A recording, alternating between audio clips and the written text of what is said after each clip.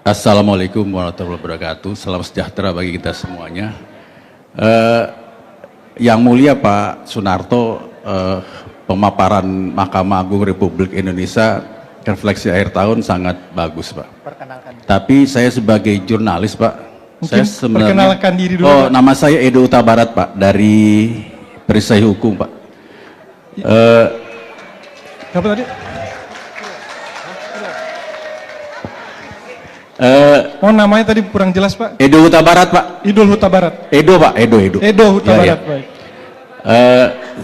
Saya senang sekali, Pak, dengan pemaparan Bapak. Tapi yang jadi jurnalis itu saya sangat miris, Pak, dengan MMA, Pak.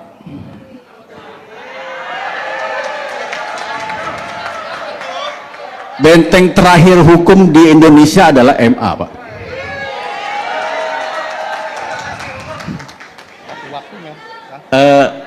Apa yang terjadi oleh MA dengan kejadian oknum dari Hakim Agung MA yang mempunyai harta hampir 1 T itu luar biasa, Pak. Luar biasa yang membuat kami miris, Pak, sebagai benteng terakhir hukum di Indonesia, Pak. Jadi minta maaf, Pak, kalau bapak-bapak yang mulia di depan ini ada sedikit dikritik, minta maaf dulu, Pak.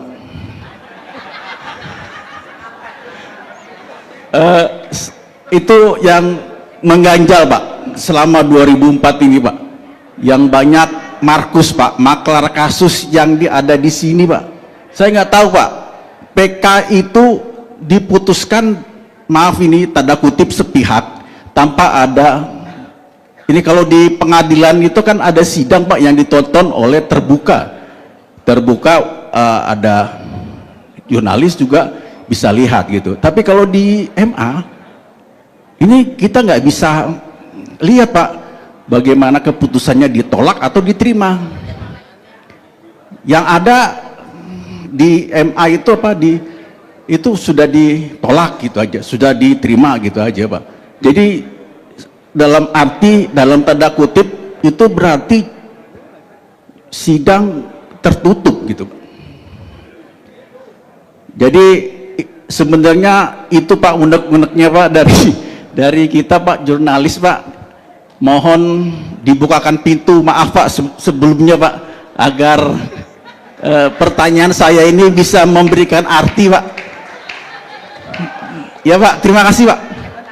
Baik, terima kasih Pak Edo atas responnya. Satu berupa pandangan dan satu pertanyaan. Selanjutnya Ibu yang berbaju hijau.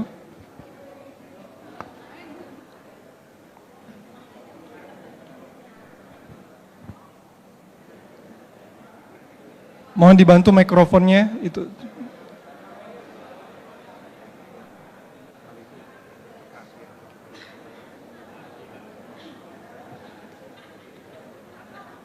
Cek. Terima kasih. Assalamualaikum warahmatullahi wabarakatuh.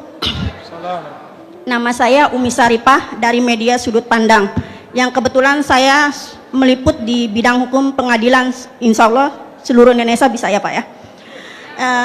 Yang saya mau tanyakan kepada yang mulia Ketua Mahkamah Agung Bapak Sunarto dan jajarannya, saya nggak panjang lebar. Tadi teman saya mengatakan hakim kok punya banyak duitnya, hartanya banyak. Ya harus hakim itu harus banyak harta, ya, karena kita lihat dari dia bekerjanya dari muda, ya kan, sampai sekarang udah jadi MA kan harus punya harta lah, ya, maksudnya harta yang baik gitu.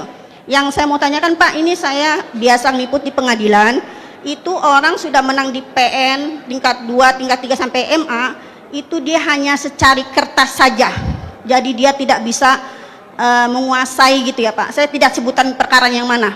Terus yang kedua, ini masalah ini, Pak, PK itu ada bakunya nggak sih, Pak? Ada PK kedua, ketiga, ada nggak, Pak?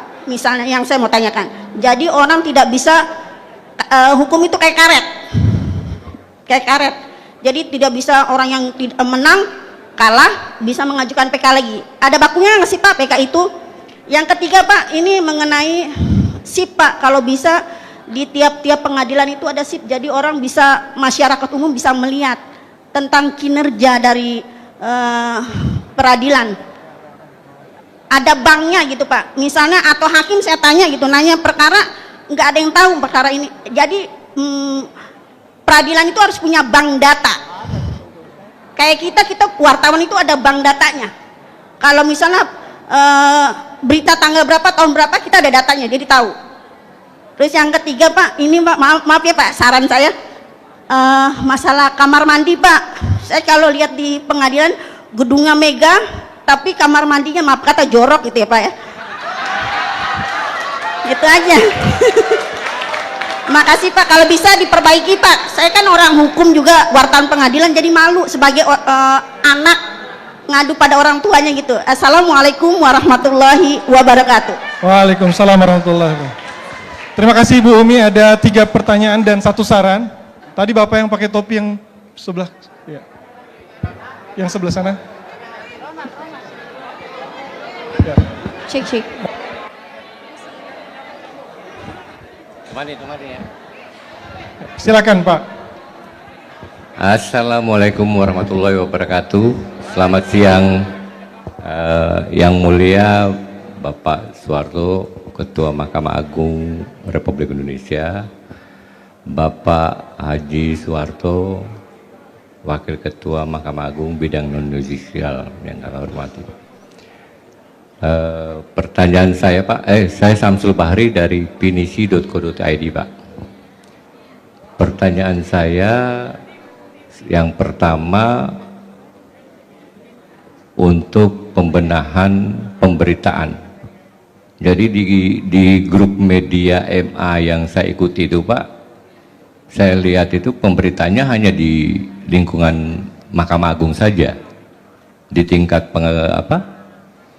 pengadilan pertama itu malah tidak pernah ada gitu. Kalau toh ada itu kami dapati ya dari teman-teman media. Yang pertama Pak.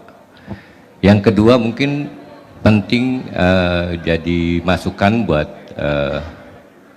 petinggi Mahkamah Agung dengan beberapa kalinya ini polemik yang diterpa di Mahkamah Agung, dibutuhkan mungkin rotasi Pak, rotasi ASN hakim di tingkat provinsi,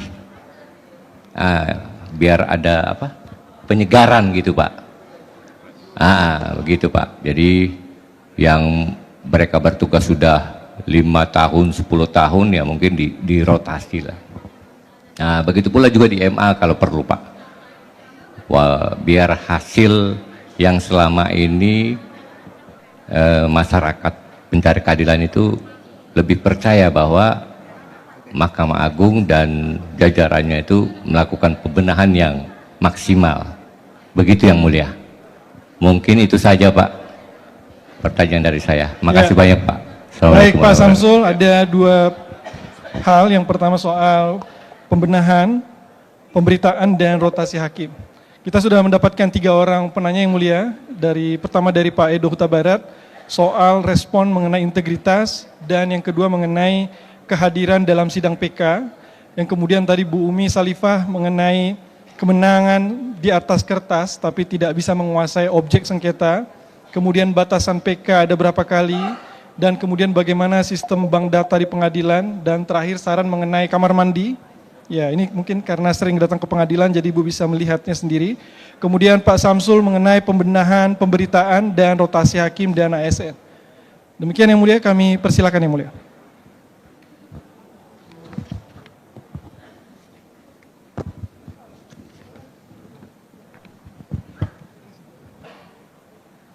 Terima kasih.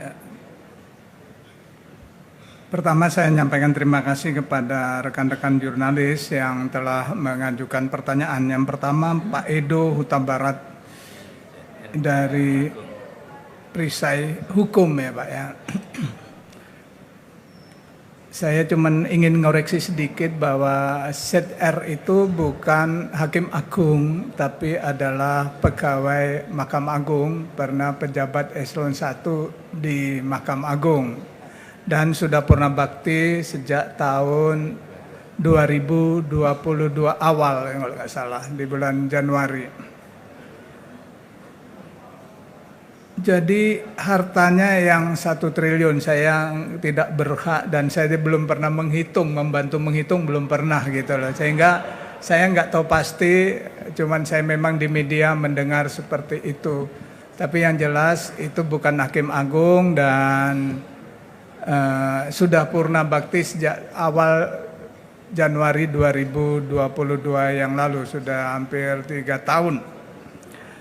Dan terkait dengan sidang yang tertutup, ini perlu saya jelaskan bahwa Mahkamah Agung itu adalah lembaga peradilan iudek iuris.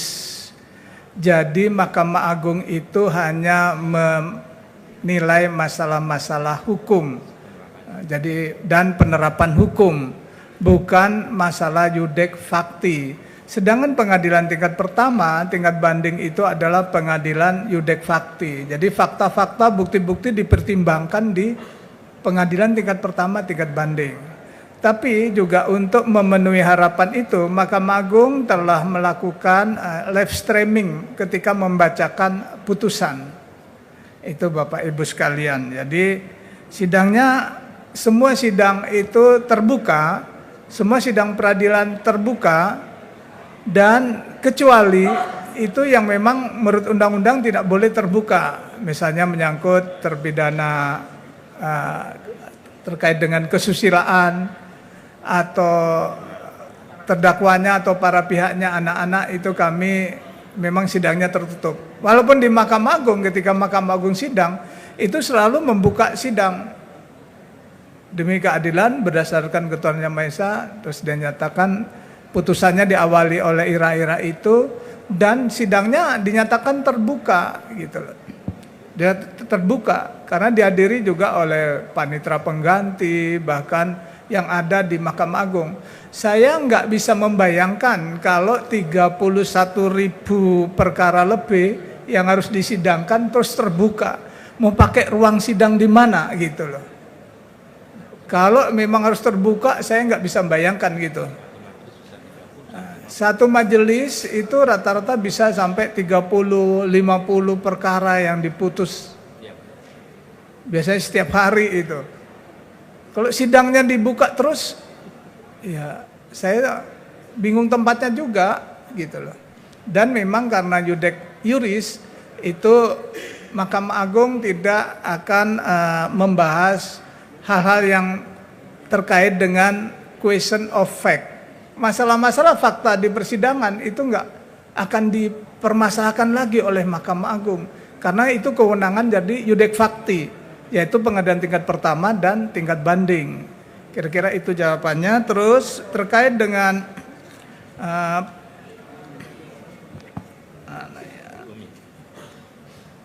Ibu Umi Sarifah dari media Sudut Pandang. Ini ada putusan di tingkat pertama, tingkat banding maupun kasasi menang, tapi di atas surat aja tidak bisa menguasai. Ada 3 jenis putusan yang dektumnya atau amarnya itu menghukum, ada yang dektumnya itu deklaratif, hanya menyatakan, ada yang dektumnya itu amarnya konstitutif.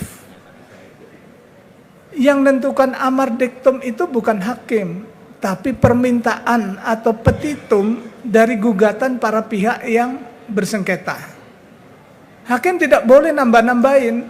Wong pihak yang bersengketa itu tidak minta, hakim malah memberi, itu nggak boleh, melanggar asas ultra petita. Jadi Bapak Ibu sekalian, rekan-rekan jurnalis yang saya hormatin, mohon dicek dulu Ibu Umi apakah putusannya bersifat deklaratur, hanya menyatakan misalnya tanah itu miliknya Ibu Umi titik. Tapi kalau yang bisa dieksekusi ada kata-kata menghukum. Menghukum si A untuk menyerahkan tanah objek sengketa tersebut dalam keadaan kosong kepada Ibu Umi. Nah, kira-kira itu ada. Kalau tidak ada kata-kata itu memang tidak bisa. Saran saya, ngajukan gugatan baru.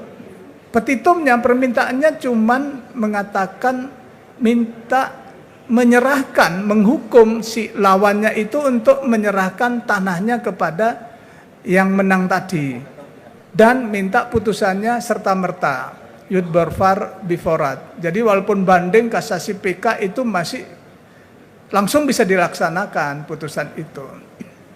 Yang berikutnya Bu Umi tanya sebenarnya PK itu berapa kali? Sebenarnya 1. PK itu adalah upaya hukum luar biasa. Ada 2 jenis upaya hukum. Yang pertama upaya hukum biasa, banding dan kasasi. Yang kedua adalah hukum luar biasa. Hukum luar biasa itu adalah upaya hukum yang merupakan penghargaan diberikan oleh negara yang sifatnya sebenarnya harus selektif. Dan memang hanya 1 kali PK itu.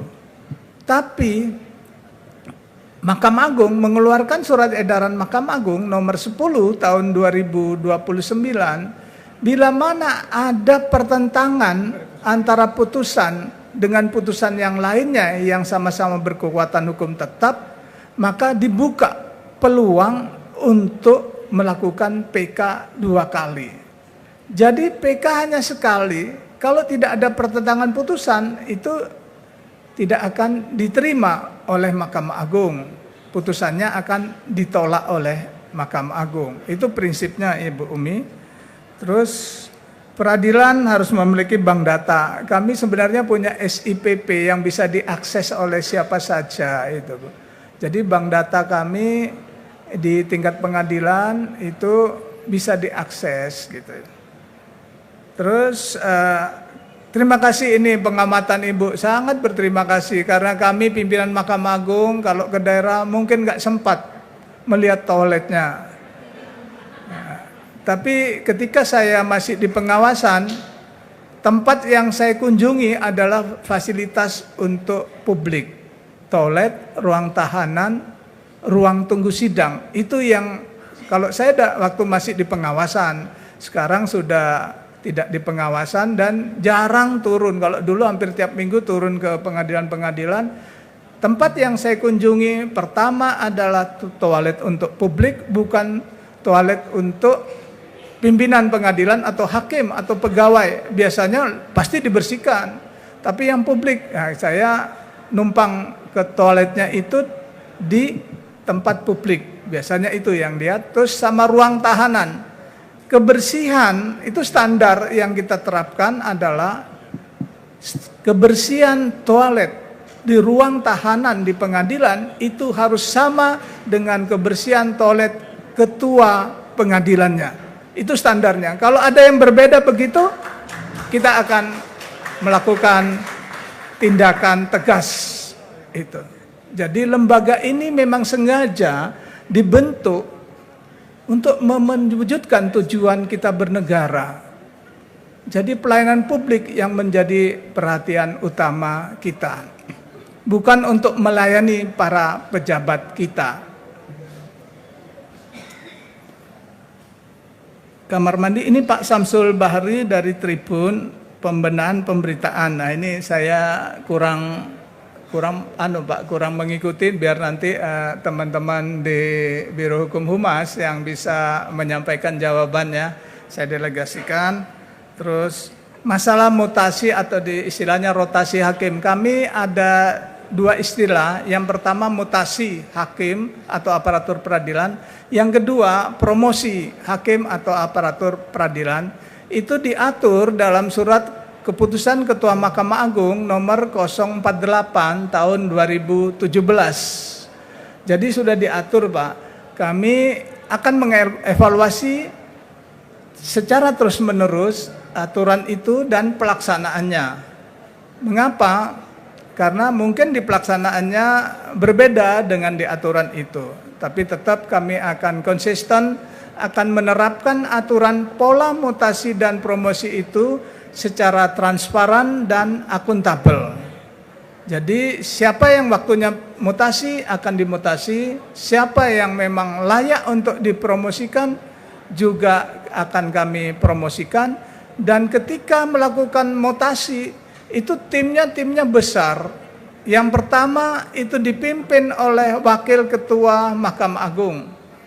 Ada yang disebut dengan nomenklaturnya adalah pra-TPM, pra-tim mutasi. Saat itu dihadiri oleh Wakil Ketua Mahkamah Agung bidang non-yudisial, Ketua Kamar Pengawasan, Ketua Kamar Pembinaan, terus perwakilan dari Hakim Agung di lingkungan peradilannya, ada 2 perwakilan dari gender, yaitu dua orang hakim agung perempuan yang juga ikut di situ, dihadiri oleh Kepala Badan Pengawasan dan Dirjen yang terkait serta Direktur Pembinaan Teknisnya. Itu sangat besar. Setelah selesai di tim mutasi promosi, maka baru dibawa ke rapat pimpinan yang langsung dipimpin oleh Ketua Mahkamah Agung. Lebih lengkap lagi, seluruh pimpinan Mahkamah Agung akan hadir di situ, ditambah dengan aparatur atau pejabat yang ada yang telah mengikuti pra-TPM. Jadi seleksinya sangat ketat, Bapak Ibu sekalian.